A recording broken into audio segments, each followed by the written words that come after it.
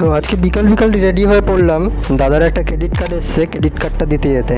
চুলটা ঠিক করে নিয়েছি কিন্তু হেলমেট পরতে হবে, যদিও কোনো লাভ হয়নি। তো তোমরা দেখতেই পাচ্ছ এই ক্রেডিট কার্ডটা আমাকে দিতে যেতে হবে। এটা এসছে পেটিএমের তরফ থেকে, এইচডিএফসি ব্যাংকের।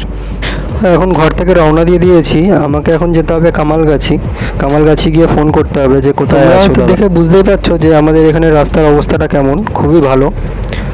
দাদা ফোন করে দিয়েছে, ফোন করে বলল কোথায় আছিস, আমি বললাম বোড়ালের এখানে। তো বলছে ঠিক আছে তুই কামালগাছির সামনে আয়, আমি ওখানেই আছি কামালগাছির বাজারের সামনে। আমি বললাম আচ্ছা আসছি। তো বন্ধুরা, আমি লাস্ট টাইম যখন এসেছিলাম এই রাস্তাটায়, তখন এই রাস্তাটা এত খারাপ অবস্থা ছিল কি বলবো আর বলার আচ্ছা বাইরে। তো এত সুন্দর এখন করে দিয়েছে রাস্তাটা, গাড়ি চালিয়ে মজাই আলাদা। রাস্তাটা দেখে তোমরা বুঝতেই হয়তো পারছো যে খুব সুন্দর করে দিয়েছে এখন রাস্তাটা, খুব স্মুথ চলছে গাড়ি এই রাস্তাটায়।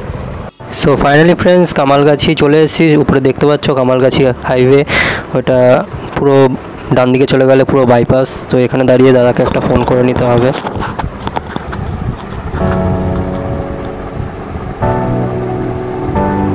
ফোন করলাম বাট অন্য কলে ব্যস্ত বলছে, আর করার দরকার নেই, দাদার সামনে দাঁড়িয়ে আছে, দেখতে পেয়ে গেছি।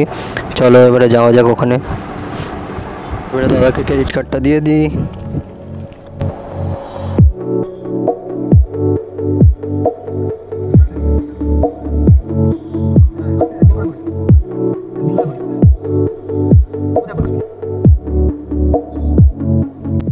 হালকার উপর দিয়ে একটু বকে দিল দাদা, যে গাড়িতে কেন স্টিকারিং করিয়েছি তাই জন্য হালকার উপর দিয়ে একটুখানি বকে দিল।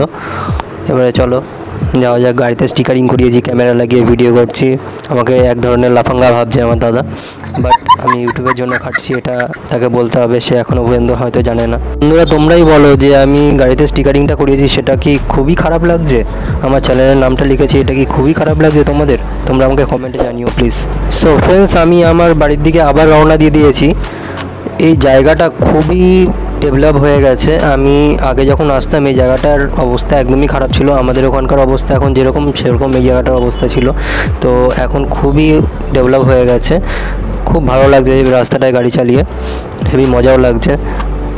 সো ফাইনালি গাইস, আমি পাড়ায় চলে এসেছি। পাড়ায় চলে এসে এবারে বাড়ি চলে যাব, আর কোথাও যাওয়ার নেই এখন। বাড়িতে চলে এসেছি, তোমরা ভিডিওটা দেখতে থাকো, শেয়ার সাবস্ক্রাইব লাইক করো, আর দেখা হচ্ছে নেক্সট ভিডিওতে। চলো টাটা।